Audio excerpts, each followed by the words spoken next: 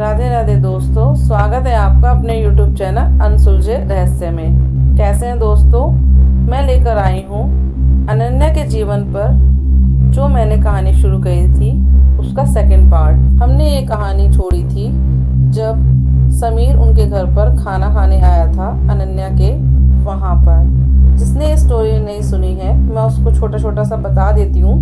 गाँव की लड़की है जो अपने कुछ सपने लेकर शहर आई है, जो अपना स्कूल खत्म कर चुकी है और शहर आकर कॉलेज में एडमिशन उसने लिया है। अब हम अपनी कहानी आगे से शुरू करते हैं।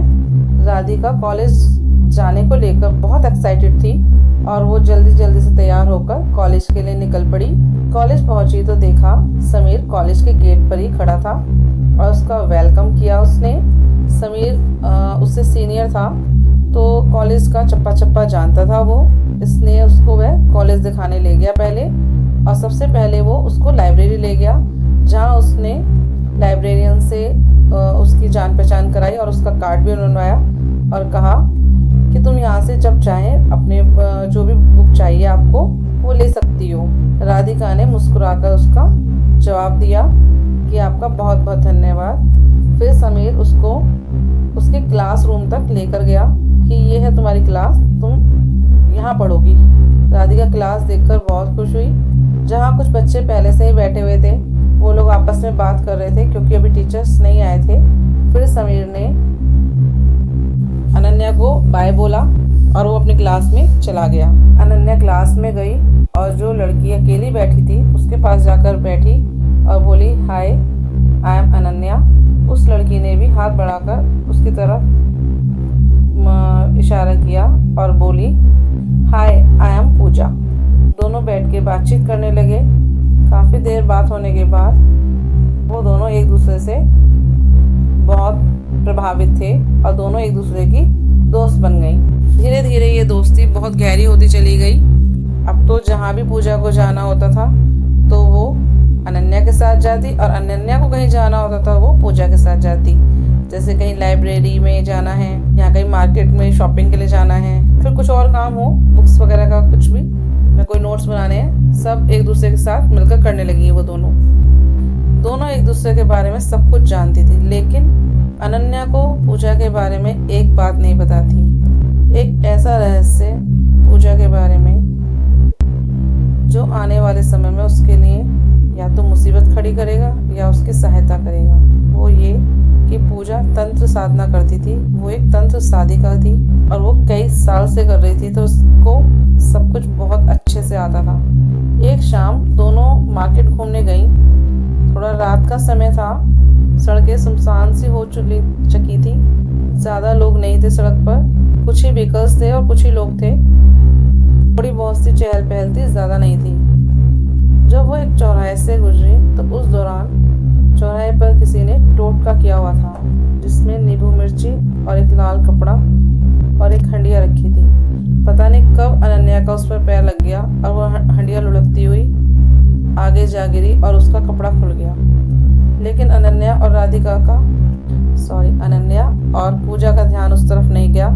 दोनों बातचीत करते हुए अपने अपने घर चली गई। अनन्या रास्ते से वैसे तो पेट भरकर खाना खाकर आई थी, लेकिन घर जाकर उसने माँ से कहा, माँ बहुत भूख लग रही है, खाना लगा दो। माँ ने खाना लगाया तो आज उसकी खुराक कम से कम 4 लोगों की थी। माँ उसको अचंभे से देख रही थी। उसके खाने की गतिविधि भी बहुत बदली हुई थी, पर माँ ने ज़्यादा ध्यान नहीं दिया और वो खाना खाकर लेट गई। उसके बाद उसके माँ बाप ने भी खाना खाया और वो भी लेट गए। रात को करीब 2:30 बजे अनन्या की माँ को कमरे में कुछ फुसफुसाहट सुनाई दी तो उन्होंने करवट बदल कर देखा कि उनके पति तो बहुत गहरी नींद में सो रहे हैं। लेकिन जब उनकी निगाह बालकनी में खड़ी अनन्या पर पड़ी तो वो हैरान रह गईं और उठकर बैठ गईं। उन्होंने देखा राधिका रेलिंग पर चढ़ने की कोशिश कर रही है और वो जोर से चिल्लाई और उसकी तरफ दौड़ी। लेकिन जब तक वो उस तक पहुंचती रेलिंग पर उनकी राधिका यानी अनन्या चढ़ चुकी थी। चढ़ ही नहीं गई थी बल्कि वो ऊपर से गिर भी गई थी।